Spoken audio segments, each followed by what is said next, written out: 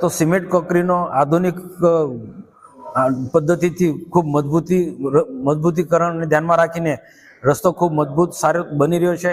એટલે સ્વાભાવિક છે કે રસ્તો ખુલ્લો બને છે અને મોટો હેવી રસ્તો બની રહ્યો છે. એટલે એમાં કેટલાક ઘણા બધા પરિબળો અવરોધરૂપ હોય છે.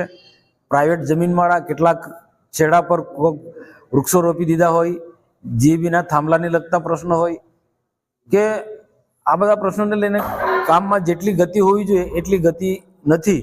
પરંતુ એમાં પણ જ્યાં ઝડપથી કામ કરવું જરૂરી લાગે એ આવનારા દિવસોમાં ઝડપથી કામ પૂર્ણ થશે. એટલે રસ્તો ગોવાલીથી ગુમાનદેવ ફાટક સુધીનો એ આખો રસ્તો મહિનાની અંદર એક સાઈડ જમણી સાઈડ રસ્તો કમ્પ્લીટ થઈ જશે, ચાલુ થઈ જશે. બાકીના એક સાઈડ ડાબી સાઈડ છે